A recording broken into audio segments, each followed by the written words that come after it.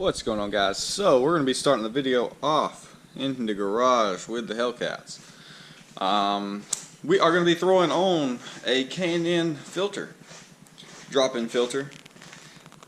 There's some people that say, you can do the aftermarket cold air kits, but I think most people, and even people running with, some big power and really good times, say that pretty much the best thing you can do is just do a drop-in filter, K&N.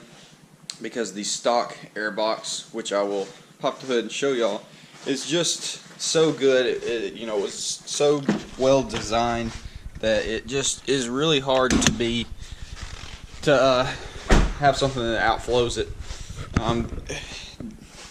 He looked at getting an AFE or something like that, but honestly, the reviews that people say it's just for looks, and you're just really not gaining the power that you're paying for versus just doing a drop-in filter in the stock air box. So that's the route we're going to go.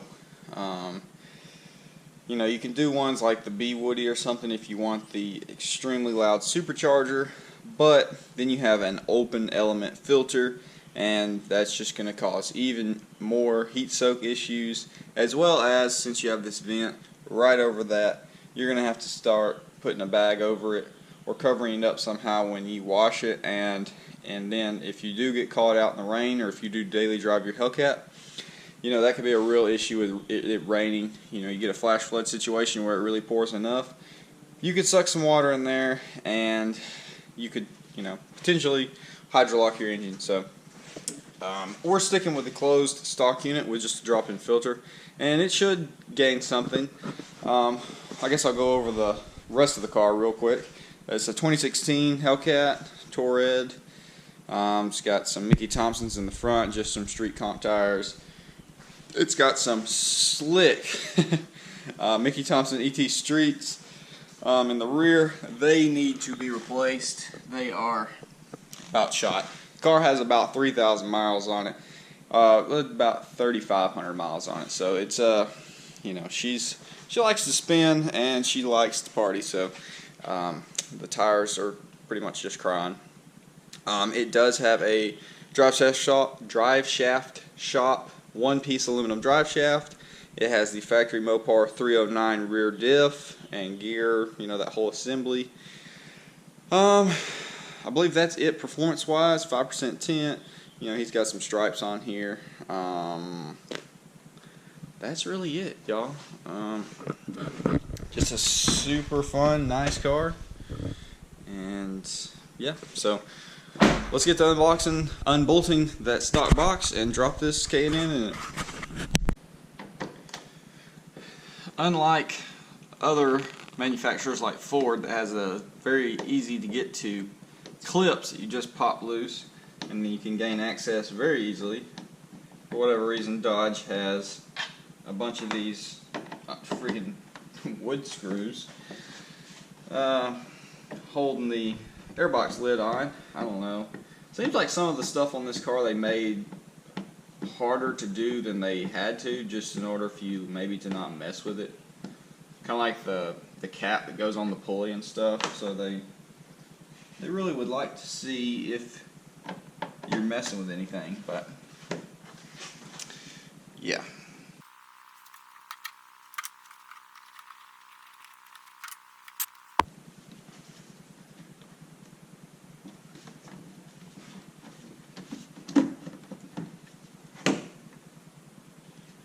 Alright,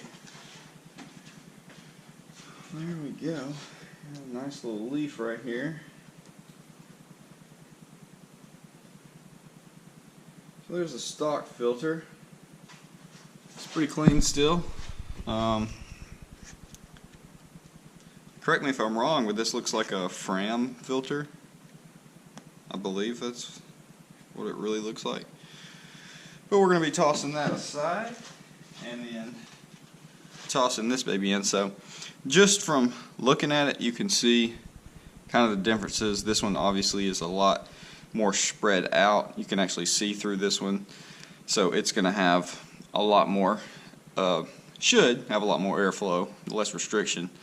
This one's really hard packed. This is a dry filter. This is a oiled filter.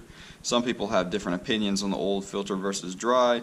It's whatever. I've ran an oiled filter on my Mustang for all my Mustangs for like, I don't know, 5-6 years now. So I've never had an issue with it. So I don't think we will with this one. So let's go ahead and plop this baby in. Make sure there's nothing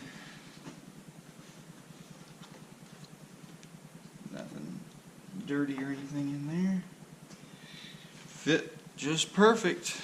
So I guess we'll just go ahead and install this lid back on it, and that'll be that. Alright, I just had to put my flashlight up there so I could see how it lined up. Make sure you put this sensor back on there. Make sure your coupler is seated properly.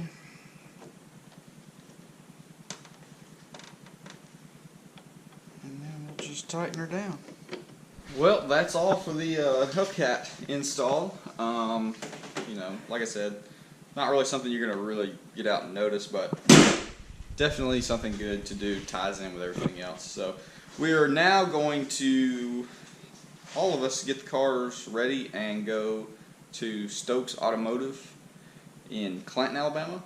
And they're having like a cruise in with food and music and stuff. It's supposed to be a bunch of cars there. That's where both these Hellcats came from, so should be a good time. I'm going to take the Mustang.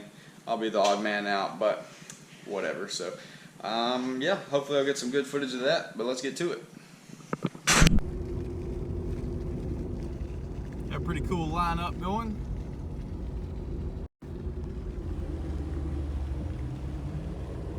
The restraint needed. We got 2 Hellcats, my Mustang, Randy's Mustang, that Nova up there, and the freaking longest, straightest, most glorious looking road ever. But he's got his whole family in that Nova, so I know they ain't gonna romp. And I know I ain't gonna romp since apparently the county has been called because of loudness. So, yep, like I said, all the restraint in the world, you gotta use it